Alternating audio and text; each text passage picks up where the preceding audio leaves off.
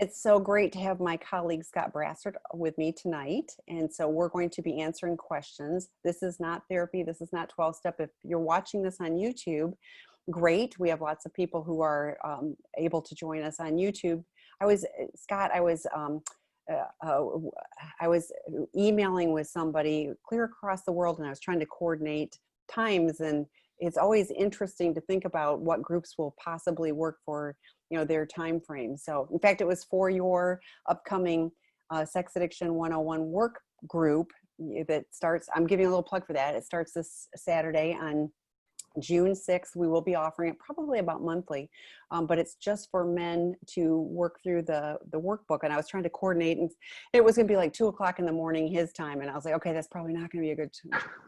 Why don't we start off, why don't you tell a little bit about that, and then we'll get to questions. So sure. Hi, everybody. I'm going to be teaching a 6-week online work group, working from the Sex Addiction 101 workbook, which I wrote with Dr. Rob. Saturday mornings, 9 o'clock Pacific time, 90 minutes, not a huge commitment. It's fairly inexpensive. And we have a limited number of spots left. It's filling up quickly, so if you're interested in that, you should sign up quickly. Otherwise, you'll have to wait a month until we roll over and start a new session. But it's going to be a 6-week session, and we'll do this is for male sex and porn addicts who are relatively new to recovery. We'll do an advanced session after this one, and I'll probably alternate teaching with Jason Swilling, who's our program manager at Seeking Integrity Los Angeles. And I'm really excited about it. I think it's an opportunity. I know I hear often, truly, people go, yeah, I have that workbook. And I say, and what have you done with it? And it's usually just sitting there. And so I think this will be really helpful to help, like, first of all, it's structure. So it will help give an opportunity to go, okay, I need to do this much work before next week. And I think just having someone talk you through the whole process, will be useful as well. So I put a link in the chat. You can follow that link, and you can register online. And more information will be sent to you closer. It's a Zoom, so but limited to, I think we've got limited to 25 people. So, and it's almost full. So I think it'll be good. Oh, and Dr. Rob and Dr. David are each going to stop by and do some lecturing within the sessions too. So I think that's a really good value. So a little bit, yeah. Yeah. Okay. Do you have a fan on in there? I do, because it's Arizona, and it's, I know, yeah. You see stuff going around. I put it, yeah, it is what it is. So I was like, but otherwise, by the time I'm closed up in here for an hour, I'm melting. So it's a fan. So, okay. So we've got some questions. What should be the major criteria in deciding whether a sexual activity should be part of a bottom line behavior? That's a great question. Okay, what should be the major criteria in deciding whether a sexual activity should be part of the bottom line behavior? Let me give you the criteria for sex addiction, and then we'll go from there. The criteria for sex addiction basically boil down to 3 things, and this is the criteria for any addiction. Preoccupation to the point of obsession, loss of control, which is usually evidenced by multiple failed attempts to quit or cut back, and then directly related negative consequences. So, if I'm in a relationship and I'm having sex with my wife and everything's great there, it's probably not a bottom line behavior. But when I'm looking at porn obsessively, 6 hours a day, and I've tried a dozen times to quit, I have a big collection, I delete it, I cancel all my accounts, 2 weeks later, I'm back at it, that's loss of control. And then, my wife is pissed, I'm not paying attention to my work, I'm depressed, I'm anxious. Those are directly related negative consequences. So that's a sexually addictive behavior.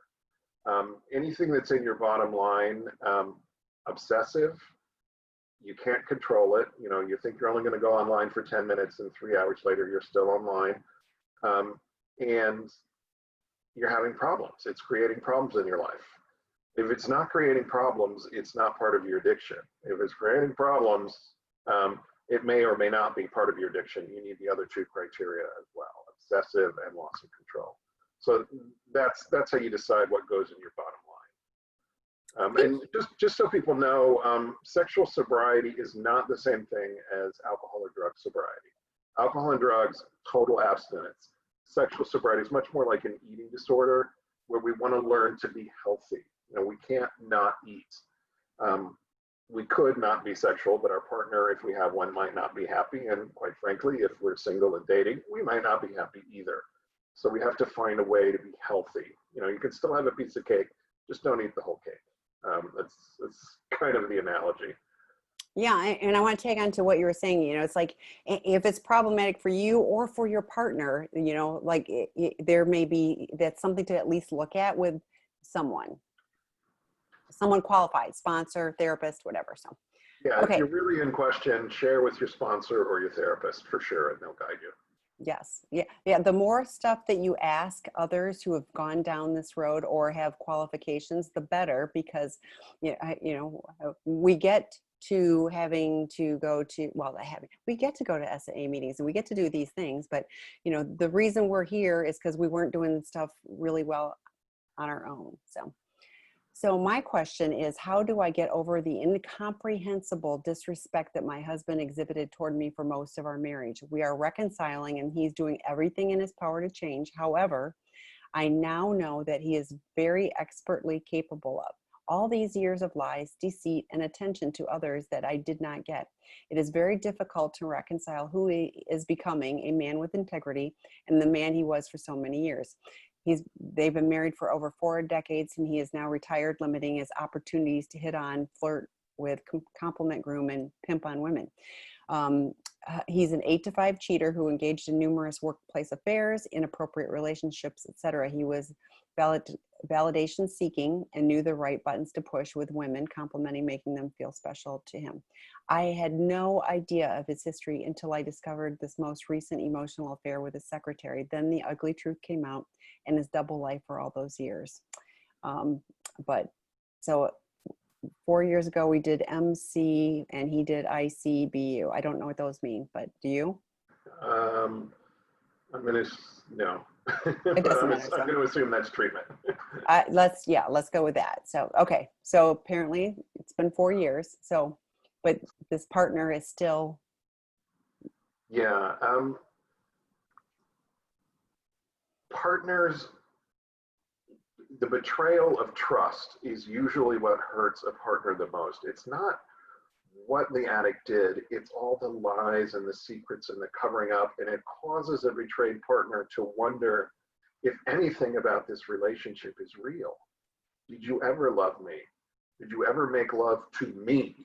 Or were you always thinking about someone else? When we went on vacation to Greece and we made love under the olive trees, which I don't recommend because there are always rats there. But, were you thinking about me or were you thinking about your secretary? It's very hard to get over that. The way that you get over that is your husband becomes rigorously honest all the time. Tell the truth, tell it faster. And it's still going to take a year or more before you fully start to trust him. And, it's always going to be a situation where there's before the affairs or before you found out about the affairs and after you found out about the affairs.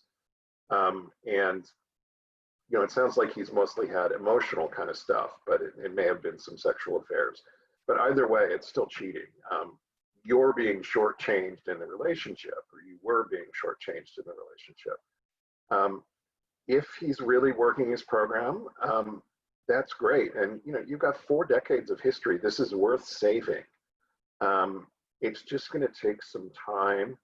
And, you're asking questions, you're talking about it, you're doing the right things. The one thing I always caution betrayed partners with, we always tell you to get support, but we don't want you to get common enemy support where Tami and I commiserate and bitch about our partners and, egg each other on. That's not what we need. We need somebody who understands that it sounds like your goal is to stay together. You need support from people who understand your goal is to stay together, and they'll support you in that. So, Tami, you want to add to that? You're better with partners than I am. I concur with that. So I put in the chat, there's a couples healing from betrayal workshop. And one of the things I thought of with you, what you shared was, grieving the losses. It's like there are huge losses of, this is what I thought we had. This is what I thought we were going to have, when I said I do and all of that. And to understand that it wasn't like that and it won't be like that. And I hear, like, yes, it's limited his, he's not going to work. So his opportunities are limited. But it's also, I don't hear the trust. I don't hear that you're like, okay, he's less likely to do this because he's here, he's retired. But, Dr. Rob wrote Out of the Doghouse, and Scott is well-versed at that too. And I'm thinking, that him reading Out of the Doghouse and really working on restoring trust would be, a good step. I don't hear, it sounds like you did some therapy or something like that, but really getting the prodependent aligned therapy for you, support for you, that, it wasn't you, it wasn't anything you did, he's got an issue, but that couples healing from betrayal workshop can consider that, because we've heard consistently from people that it was healing both individually and as a relationship. So check out that link as well. But if you aren't working with a prodependent aligned couples therapist, email me at Tami, Tami at seekingintegrity.com, and let me know where you're located, and I'll see what I can find for you.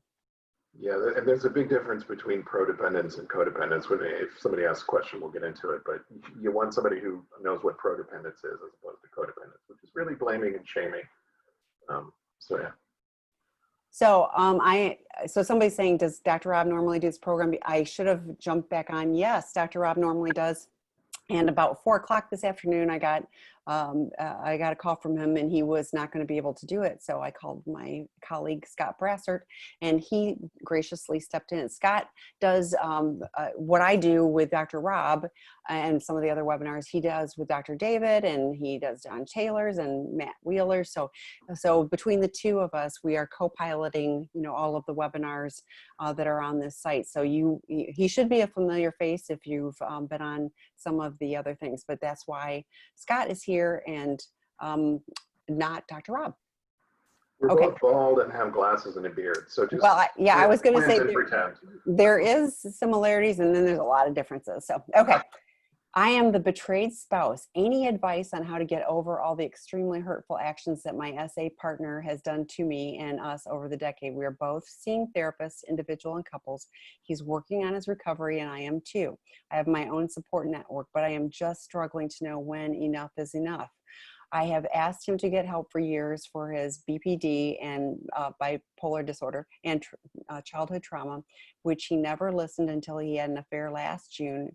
And that's also when I found out he's an SA. During the affair, he treated me terribly. And so even though he's getting the right help now and motivated to change, I am still lost as to whether I want to forgive him, to reconcile or not. He's new to recovery, 9 months, so he's still acting like his old selfish and hurtful self often. What are your thoughts? So I have lots of thoughts. You want me to start? Yeah, why don't you go first? Okay, on this one, yes, he's new to recovery, but at 9 months, you should be seeing if he's really working on those underlying issues. At Seeking Integrity Los Angeles, we want to stop the behavior, but that's the symptoms. We talk about the underlying issues. So him getting help for those underlying issues, and hopefully he's got a qualified therapist. This is a specialized field, so you really want to make sure that he's seeing the right person. I also hear he's got bipolar disorder, so apparently that was diagnosed. Hopefully he's on the right medication to help with that. But it's a long haul. That does not give him the right to treat you terribly. I think I was thinking the healthy boundaries, and you have support. That's great. But for you get to be angry and grieve and hurt and whatever you need to do, and it'll probably take you a year and a half. But the other thing I noticed was I'm at a loss as to whether I want to forgive him, to reconcile or not. And I look at those as two different things. You may or may not reconcile. ultimately, for me, forgiveness is something I do for me, not for the other person. It's because I just don't want to carry the weight around of that other person and what they've done to me. And so at some point, forgiving them, just understanding this is part of who they are, part of their addiction for the addicts. But that doesn't, that doesn't give them a pass. It doesn't give them the right to treat me badly. I can set healthy boundaries for me as to what I need. But whether you reconcile and whether you forgive to me are two different things. Thoughts, Scott? Yeah, we probably need a weekly webinar just on boundaries where we just talk Yes. healthy boundaries every week. Yeah, and I love the point you made about forgiveness. If I don't forgive someone, it's like me drinking poison and hoping they die. I'm just poisoning myself. I'm not hurting them at all.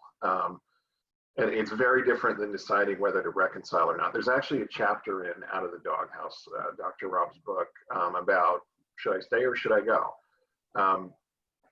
And there's some questions to ask yourself. When it's good, is it good enough? When it's bad, how bad is it? Do we share common values? How much does our history play into this? There are a whole lot of questions to ask, and nobody can make the decision about, when is enough but you. You're the only one who really, really knows, okay, I'm done, or, I'm still sticking this out. And there's no right or wrong answer. Don't let anybody else tell you you're making the right decision or the wrong decision. Whatever decision you make is the right decision, and you'll probably waffle and waffle and waffle, and it sounds like you're doing that. But eventually you'll know one way or the other. And I like that you're sticking it out and you're trying, and you may just wake up one day and say, all right, I have earned the right to have something better. Or you'll wake up one day and say, wow, he's getting better. We're going to make it, yeah. So I'm going to hold up Out of the Doghouse. That's one of the books we've been talking about. You may also wish to consider the Couples Healing from Betrayal workshop, even if you don't stay together. You didn't say if there's kiddos involved or whatever, but I say for the people that have children, you're going to co-parent and you're going to co-grandparent. So getting the ability to navigate what your relationship is still a good thing. So Kim Buck says this too. She said, if it's a good idea today, then it's a good idea tomorrow. So I do, like Scott said, I appreciate that you're taking your time and you're not, jumping into anything. That means you'll be very intentional when you decide, to reconcile or not. But I think that, this is a good primer on, should I stay or should I go? Okay. Next question. Oh, you're going to be really good at this one. What does a sponsor relationship look like between someone who is a porn addict and is in recovery for 90 plus days? Yeah, sponsor, I don't know, you may or may not like my answer. I sponsor 3 guys, in addition to my work at Seeking Integrity. My job with those guys is to provide them feedback, and they all have 90 plus days. My job is to provide them feedback when they're struggling, to be a sounding board, to help them see the truth, to help them create their sobriety plan, which is a circle plan, boundary plan, whatever you want to call it, bottom line behaviors, slippery behaviors, healthy behaviors. I always want them to have that.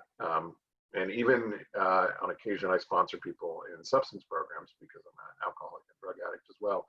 I use the boundary plan with them. Bottom line behaviors, no drinking. Slippery behaviors, going to the drag show with your friends where people are drinking. Healthy behaviors, hanging out by the swimming pool with lemonade and, playing cards. But really my job as a sponsor is to walk people through the 12 steps of recovery. What we do in treatment at Seeking Integrity Los Angeles, a lot of what we're going to do in the workshop that's upcoming is step work in kind of a condensed form. but the 12 steps of recovery, it's brilliantly thought out, and if you do the work, your life will change. So I encourage people, and I make my sponsees work through the 12 steps. If they don't, they need to find another sponsor, because my time is better spent helping someone else. And ultimately, I will fire all of my sponsees when they are ready to move on. I say, okay, you need a maintenance sponsor, and you need to become a sponsor yourself. Let me go work with some people who are newer and need me. And so, and that's what a lot of people disagree. Once you're a sponsor, you're always a sponsor. Well, I don't know. I'm a sponsor until it's time to move on. But yeah, I mean, a sponsor is not a micromanager. I'm not a bank. I'm not a car service. You're not my maid. My job is to help you with your recovery. That's it. And I need to have really, really, really good boundaries. Yeah. Well, and I love that you point that out.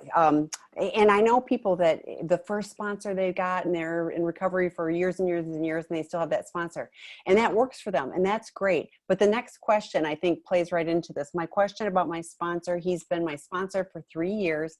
He's about 15 years older than me and never been married. I've made it to step 9 with him. And that, right off the bat, to me, I'm like, that's problematic. 3 years and only to step 9, that would be an issue. Scott may have a different opinion.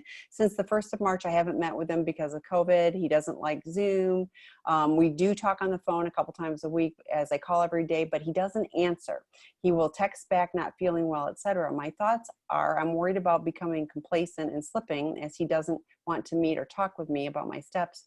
When do I give up and find another sponsor? I know these are all new times, but what are your thoughts? This is kind of goes right into, so my thoughts are always, a sponsor is it's usually a temporary relationship. There are places at meetings where they'll put you with somebody and you have that person just to have somebody, and then you figure out who's going to be the best person to guide you. But if this person has never been married and you're married, and you're like, it 100% think it may be past time to find someone new. Scott?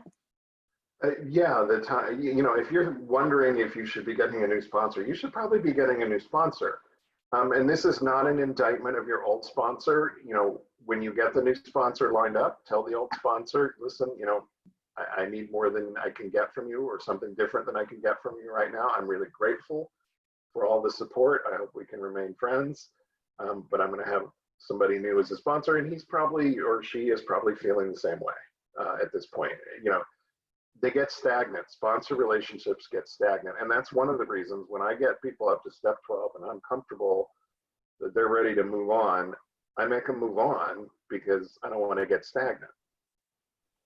Well, and this is a really good practice for how to deal with real relationships in a integrous way, meaning you just don't ghost them. You say, thank you for what you've done for me. I hope we can remain friends.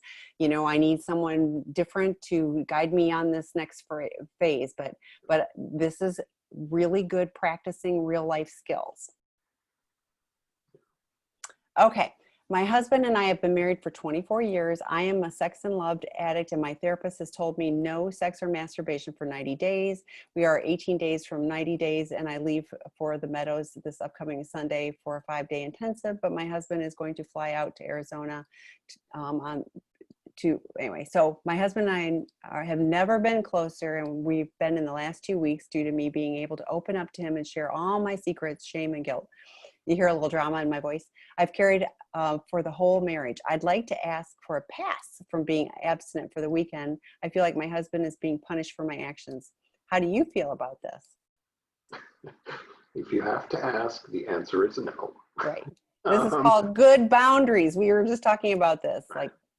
Yeah, your husband, you've been married for 24 years. I think he also can go 90 days without sex right now, without, he's not going to explode. You're not going to explode. The reason for this abstinence period is you have no clarity about what is healthy and what is not. That very first question we got is like, how do I know what's a bottom line behavior? When you're new to recovery, you have no idea what's healthy and what isn't. you get 90 days to clear your head. You get some treatment, whether you come to us or go somewhere else.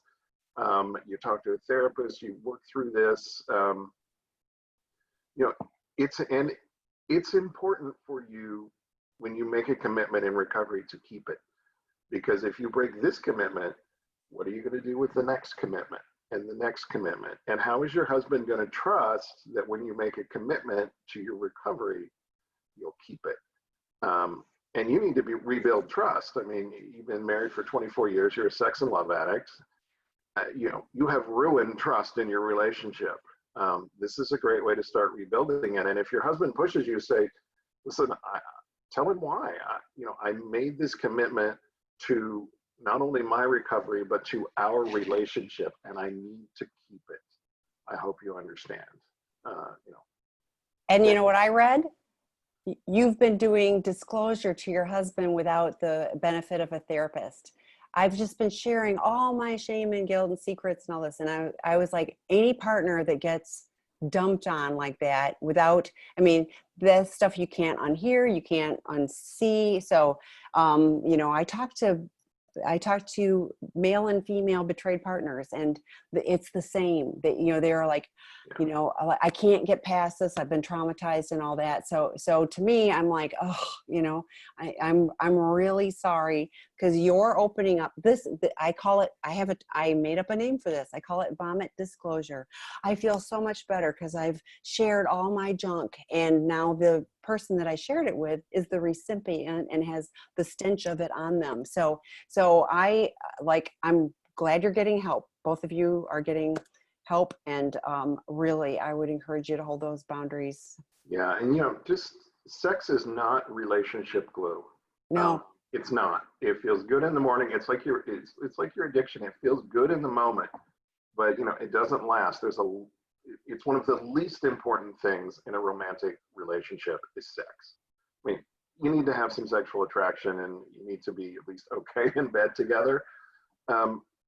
But really, it's about trust and love and caring and doing things for one another, and intimacy is so which much is more not important. sex. Intimacy, people confuse those. We've been intimate, meaning we've had sex.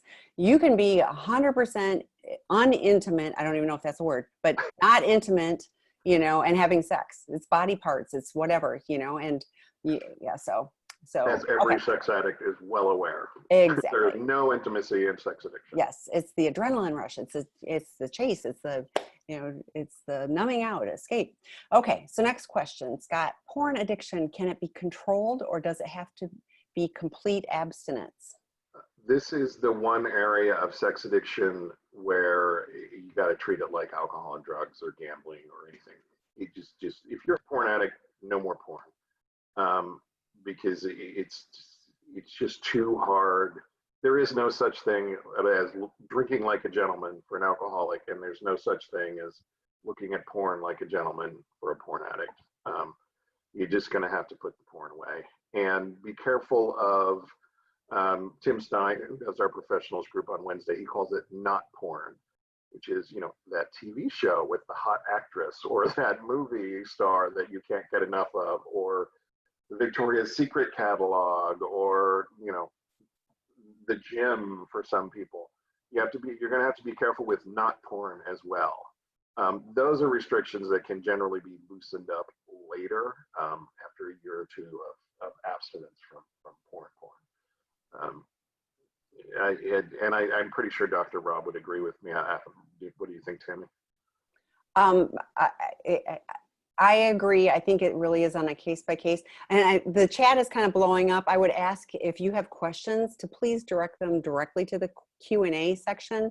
And if you are sending a comment, just send it to panelists and not send it to everyone, please, because it gets messy and then there starts being chat, and questions in the Q&A, please. All right. So the next question, I'm separated from my addict husband in January after partial disclosure of 37 years of cheating. Oh, I'm so sorry. I decided to separate because he hasn't gotten help yet. How can I help myself recover? I'm in so much pain. I hear that. So, man, that to me, that's, you have a lot of losses to grieve. So I would encourage you to have pro-dependent aligned support so that they aren't blaming you. But I mean, it really is, you know, it's grieving. You're grieving the loss of a relationship, grieving the loss of what you thought you had, grieving, you know, grieving, you know, after 37 years, you had a plan of being together in a very different way, you know, in the latter years. So, so I think, probably working with a trauma therapist, but just getting good qualified support to help with that. We do offer support sessions on seekingintegrity.com. There's 25 and 50-minute support sessions. If you know, if that's of interest, you can sign up for those. But that's and I'll say Dr. Rob and Dr. David both do 90-minute private consultations for people online. That's a very different, that's, you know, clinical, and that's very different, but the support sessions are, you know, just listening people, and, you know, probably help you find resources and support. So yeah, it's congratulations to you for making the decision that sounds like it's right for you, and also for wanting to continue working on yourself so that, you know, you can get through this process. You know, a lot of times betrayed partners say, why do I have to get help? I didn't do anything wrong. You don't have to get help. You deserve to get help. And it sounds like you're looking at it that way. I would suggest there's a blog called partnerhope.com, written by Michelle Mays, who I like quite a lot. And her blog is all about partners, and she's done some stuff about earning your way into a new life. You put up with all of this, you earned it. And I would definitely look at partnerhope.com. She's got some great support for betrayed partners there. I just put that in the chat too, so you can pull that out of there. Next question. I am working on recovery and doing, he's doing your online work group next week, and want some help, to be honest, and stop the brain short of circuitry that happens. Suggestions? You're in the right place. I'm working on recovery, starting the work group next week. Yeah, and I'd given this, I've talked to this person, so so like, this is good. There's a drop-in group. Hopefully you joined the drop-in group earlier today. Joe Savidra, you were on that too, Scott, right? Yeah, I was on with Joe today too. Okay. But that's you know, David Fawcett and I, we do a webinar on Wednesday. We talk about the brain all the time. And the brain really does short circuit with the addiction. The prefrontal cortex is the thinking part of your brain. My little cat is up here. Her prefrontal cortex is teeny. I'm a human. Mine is pretty big. It's pretty much what separates humans from other animals, is we have this developed executive functioning part of the brain. It gives us vocabularies and decision-making ability, and, you know, the ability to weigh pluses and minuses. When addiction comes in, it shuts down that part of the brain, and it throws us back into the older parts of the brain that have developed millions of years ago. The autonomic nervous system, breathing, heartbeat, things like that. And then, you know, see food, eat food. You know, that it's instinct. You know, I always call it the lizard brain. You know, addiction lives in the lizard brain. You know, all we see is exactly what's in front of us. All of our reactions are limited to fight, flight, freeze.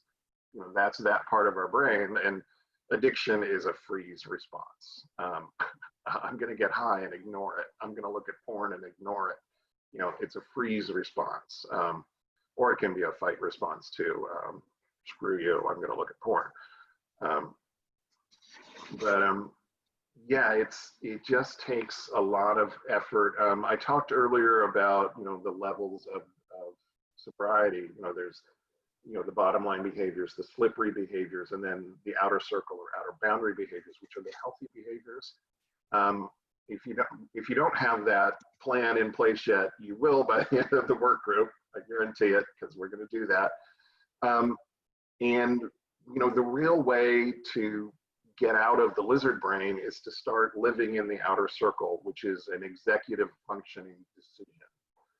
And eventually the circuitry in the brain will will open up. If you want to get more on that, tune in Wednesday. Dr. Fossa can give a much better answer than I can on that.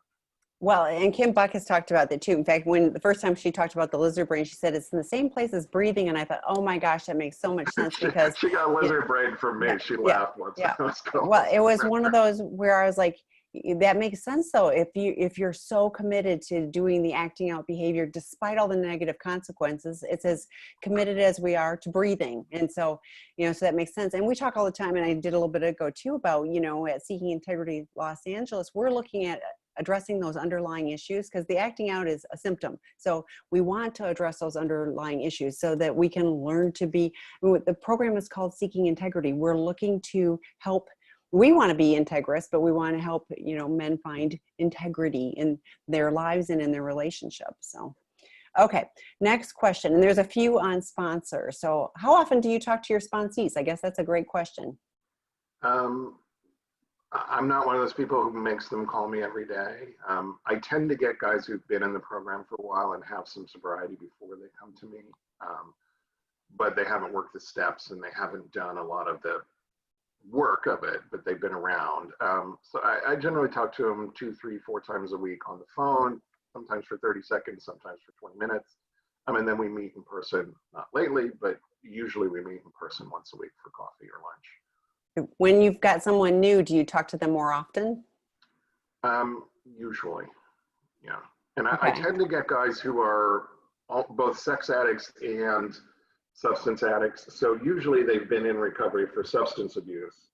And sometimes they've even worked the steps over there and they want somebody who, anyway. So they don't need it every day usually, but if it's somebody who's brand new to the program, yeah, I'll usually talk to them every day. And this I'm curious what you're going to answer. How long should it take to work through the steps? How long do you have your guys? It takes as long as it takes. Somebody said 3 years. They were still on step 9. That's too long. There's a workshop they do here in the desert near where I live where you do all 12 steps in one day. That's not long enough. Well, but their theory, because I like that better than doing them over. Yeah, I'd rather get them done and then Yes. you can go back and redo them. Yes, they do them and do them often. That's their whole theory. So yeah, how long should it take? I don't know. It takes as long as it takes. I've got 3 guys and they're all on step 7 or 8 right now, and 6 and 7 have been a process for all of them, and those are the steps that most people skip over, but we're working them in detail. Well, and here's what I hear: they're through 4 and 5, and I've been around for a while. And what I hear when people are stuck on step 4, or better yet, when they're like, "Oh, I'm just doing 1, 2, and 3," she says with a little sarcasm in her voice, I go relapse. If the freedom that you get from doing step 4 and 5, oh my gosh, the first 9 steps, there's so much freedom in doing those. So, I had the luxury of going to treatment, and it was a 12-step program. So we did the steps, and I went through step 5 in my treatment program, and the shame that I left at the treatment center and didn't carry forward with me was huge, and probably the reason, I didn't relapse, so I think it, I think short, you can always go back and redo them. Yeah, for people who aren't that familiar with the steps, just a quick, simplified run through. Step 1, I have a problem. Step 2, I need help. Step 3, I think I'll accept some help. Steps 4 through 9 is where we start doing work on ourselves. We look at what our life is, what we've done wrong, what we've done right, and then we share about that with somebody, and then we work on our character defects based on that, and then we apologize, make amends, make things right. And then steps 10, 11, and 12 are basically maintenance steps where we keep our side of the street clean, we work on our conscious contact, and we help other people. So that's the process of the 12 steps in a very abbreviated nutshell. So somebody asks, can a sponsor be a friend? And I assume it's just a friend, not somebody in recovery, since they're instrumental in helping us get on our feet and get our life back. And I'm going, if they part of what a sponsor does is they guide you through the 12 steps. There's a whole different language. It's like we talk funny language, and, so you need somebody who's going to be able to guide you on that path. And a friend can be great support and whatever, but if they have not experienced addiction and been on a recovery path, they don't get, we think differently. We think with that lizard part of our brains first, so we're not like, not too long ago, I said something to my husband, about like my thought, and it was completely silly. And he was like, and I said, no, this is how my brain thinks. I've learned to think differently and to think about that and not do it, but that's still how my brain thinks. So you need somebody who can guide you that has the same crazy thoughts. Yeah, what do you think? Dr. Rob, in one of his books, right, we write about sponsorship, and it's a sponsor should be someone who can guide you through the steps and the process of recovery. It should never be a lover. It should probably not be a friend. So if it's your old drinking buddy who happens to be in recovery now, and you get into recovery, great support person, probably not a great sponsor. When you're looking for a sponsor, look around the room and find people who have what you want. And I'm not talking about, the fancy car and the nice house and the great relationship. I'm talking about, more than a few years of sobriety and they're smiling. That's what I looked for. I wanted people with long-term sobriety and a smile on their face. And I reached out to those people and I attached myself to those people, and, I am friends with them now, including my original sponsor, but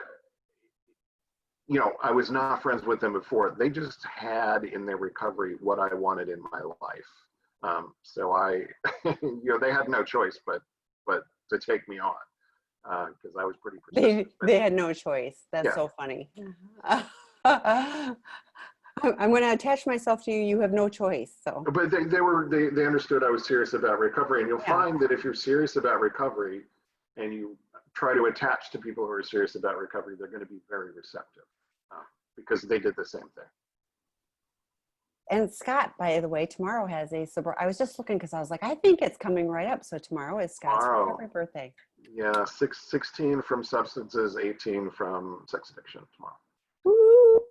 One day at a time, it adds up. Okay, so the next question is, what are some questions that a betrayed partner should ask during a formal therapeutic disclosure? There's a great book on disclosure called Courageous Love. It just came out. It's by Dr. Stephanie Carnes. It discusses the entire soup to nuts process of disclosure. Get that book. So that's number one. You should be working with your therapist to come up with a list of questions that you want, and also some little don't tell me. I don't need names unless it's someone I know. I don't need to know the type of sex you had unless I've been exposed to a disease. Things like. But you want to know approximately how many times, approximately how many people. Did you do it in our house? Was it always their house? Was it a hotel room? Was it someone you work with? Things like that. The questions that are important to you. I mean, a lot of times betrayed partners think they want to know every little detail, and then they get every little detail, and they regret getting every little detail, because once it's in your head, you can't get it out of your head.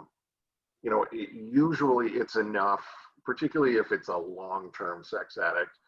I can't tell you I had 106 affairs because I can't remember them all. But I can tell you that I had a lot of affairs with a lot of people, and there were 3 that were really important. And one of those people I worked with, but that person's not there anymore. And I'm sorry I slept with your sister. You're going to want to know that one.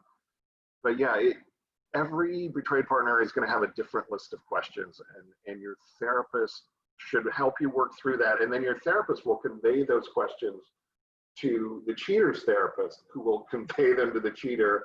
And as the cheater prepares his disclosure, his therapist or her therapist will make sure all of those questions are answered.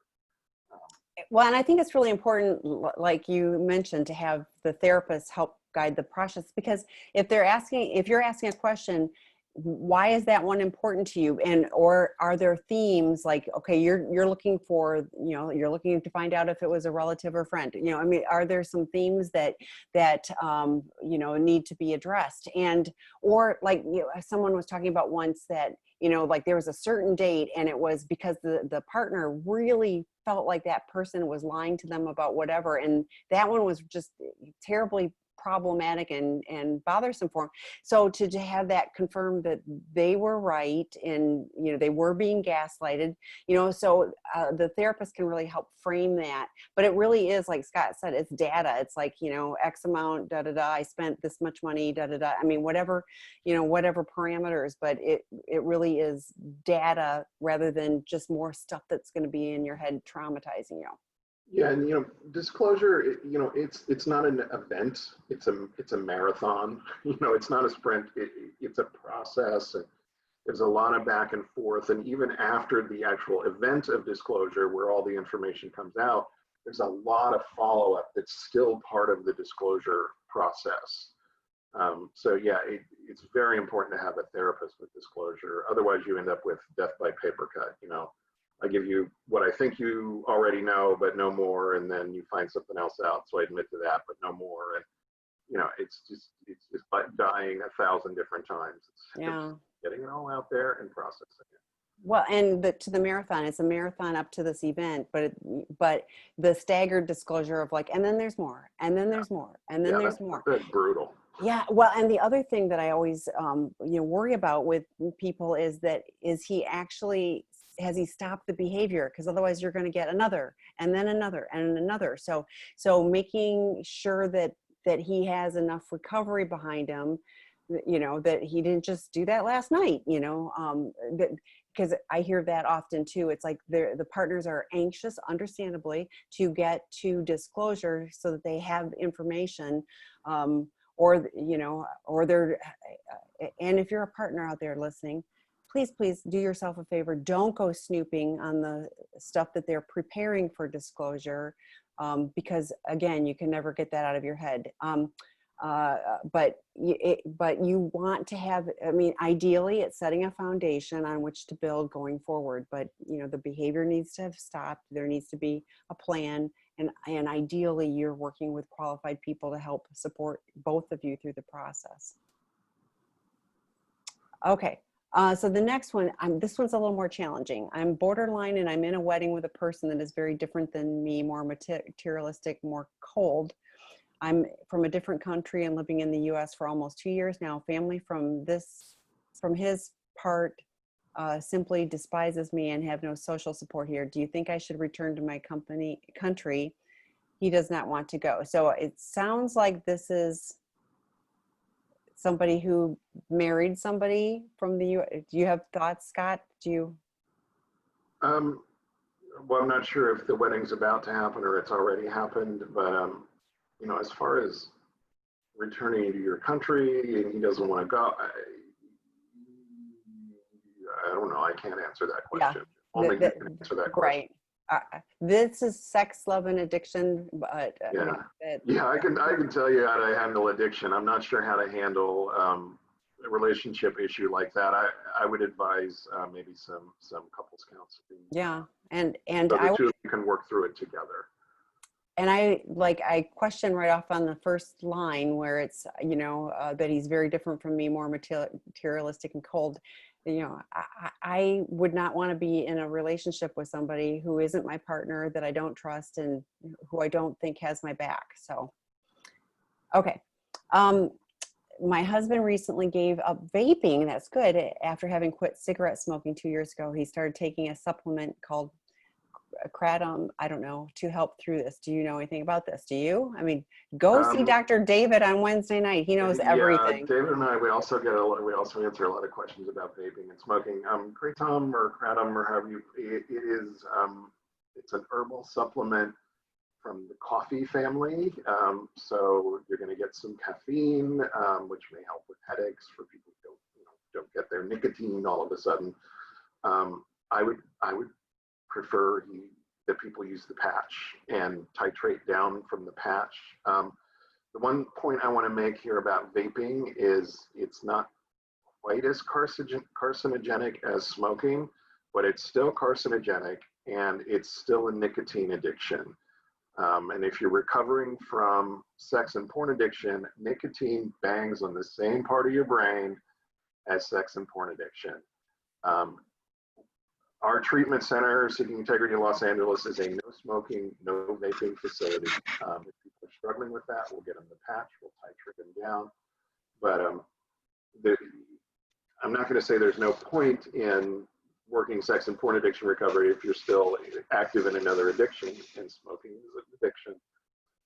There is a point, but if you're going to go through withdrawal and be restless and irritable and discontent, do it all at once. Get rid of all of them at the same time.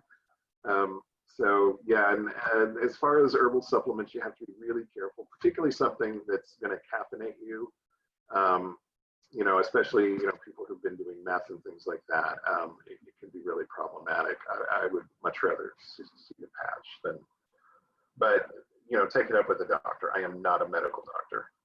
So there's my disclaimer. And join Dr. David's podcast on Wednesday night, because he knows a lot. But he has talked to you know, I've been on, I think it's fascinating, and he shows the chart of what nicotine does to your brain, and that it's the same pathways, and that it's, you know, you're leaving that, it's kind of like getting a drip, drip, drip, drip, drip. So well, the dopamine hit from nicotine is actually bigger than the dopamine hit from an orgasm. Which tells you why it's problematic. So why it's so addictive. Yeah. Okay. Next question. I am in a 12-step workshop group and have done this first step and accept steps 2 and 3 in my higher power. I am having trouble with lying and ask for suggestions on that, and perhaps you've covered during the workshop. I've been working through facing the shadows and helping her heal. I'm excited that I have found seeking integrity for me and my fiance. I may need a stronger CSAT. Then reach out to me. You know, that's the type of thing I do. You can email me and ask for suggestions, you know, on that. But again, it's addressing the underlying issues. So the acting out is just a symptom, but you know, every addict lies. We talk about it, you know, if partners will say, you know, I'm sending him to Seeking Integrity, but he lies, he's going to lie to you. And we go, yes, he is. He absolutely will. We know that. And so, but we're going to work on, you know, changing that. So that's, you know, that's part of addiction. We lie to ourselves and we lie to everybody else. So. Yeah, there are some fantastic CSATs in Chicago. Tami can guide you toward some really good ones. Yeah. Did you delete that question? I did. Well, yeah, if you look in the answered, but it was. There was something else I wanted to know. Sorry. Thank you, Paul. I've been working with. I'm excited. Oh, I'm glad you're doing the steps, and I'm excited that you're about to do step 4. Which is step 4 is made a searching and fearless moral inventory. For me, step 4 was the turning point in my recovery, and I think it is for a lot of people. It's the first time in my life where I looked at my life and realized my problems are my problems. I need to stop blaming other people. You know, they are not. You know, I'm not the victim. I'm the victimizer. So have fun with step 4. But actually, I mean that sincerely. Have fun with step 4. It's kind of brutal, but it's also eye-opening and enlightening and kind of cool to work it. So enjoy it. Yeah, I mean, freedom, the steps, step 4 and 5, you know, step 4 was hard. Step 5, I was so scared. And then when it was just like, oh, that's so typical, I was like, oh, because I thought I was the worst, you know.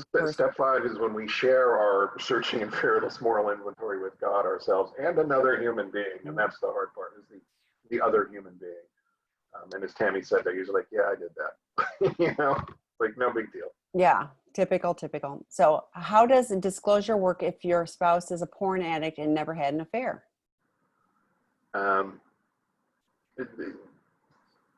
If the only thing to disclose is porn, your disclosure is going to center around porn use. When did it start? How much? What type? all of that stuff. There's still stuff to disclose, and there's probably more to disclose even if there was never an affair. Intriguing at work, or objectifying people, inappropriate behavior with the neighbor or your kid's teacher, or there's always more than just porn, really. I mean, there are some young people who are straight up porn addicts, and usually they've never actually had sex with another person in the flesh. It's always been online, but it's porn. But porn, how do we define porn? Is it webcams? Is it just porn? Is it live performers? Is it just pictures? Is it, so there's probably a lot more to disclose, and the process of disclosure is going to be the same. Yeah, I had somebody that was reaching out, and it was like erotica and, and certain types of sexual behavior, erotica and writings. And, is it okay if I, if I'm writing this, or if I'm reading this? And, I'm like, if your partner, your partner's already not happy about that, then it's probably not okay. But, and, it's interesting too, the betrayed partners.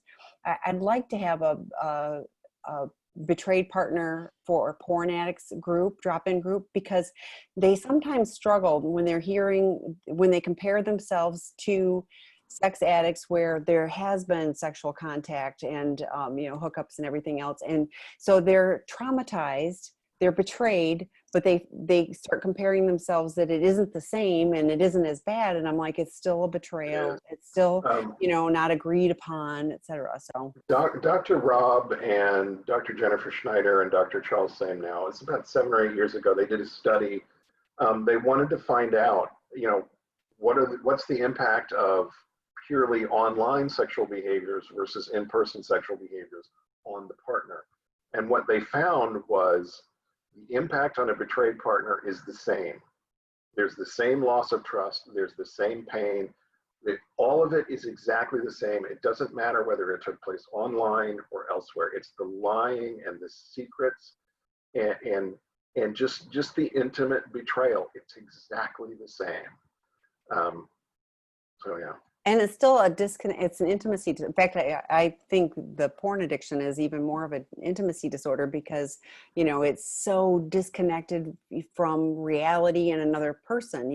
We work with people who, have not had sex with another person because they're so into the porn and that's all they can do. And they can't even imagine being, in a relationship with someone, with a real human being. So yeah, and, betrayed partners often wonder, what does that porn model have that I don't? Why is he or she looking at porn when I'm right here and perfectly willing and able? And what we have to explain is, sex addiction is not about sex. Sex addiction is about emotional escape. I'm having a feeling, so I go online and look at porn. And I look at porn not because I'm not attracted to you, but because I need emotional escape. And the easiest way for me to get that is through my addiction. So it doesn't mean that, the porn user is not attracted to his or her spouse. It just means that the porn user, it's like a drink. It's not that I don't love you. It's just that, the drink fixes my pain really quickly. The porn fixes my pain really quickly. We're going to ask this real quickly. Do you recommend Gentle Path, a 12-step book by Patrick Carnes for both the addict and the partner? It has codependency slant. Carnes' work has codependency slant. Carnes' workbook is about this thick. It's dated. It has codependency language. If you're going to read updated stuff, read Dr. Rob's Sex Addiction 101, which is just the basic text. It's everything you need to know about sex addiction. And if you want a workbook that's not going to take 4 years to complete, pick up Sex Addiction 101, the workbook. And if you really, exercises. Yeah, I was gonna say, and if you want to be guided through it, Scott will be starting the work group. If you look at the top of the chat, it was the first thing I put in there. We have a few slots left for the group that starts next week, 90 minutes, 6 weeks, every Saturday.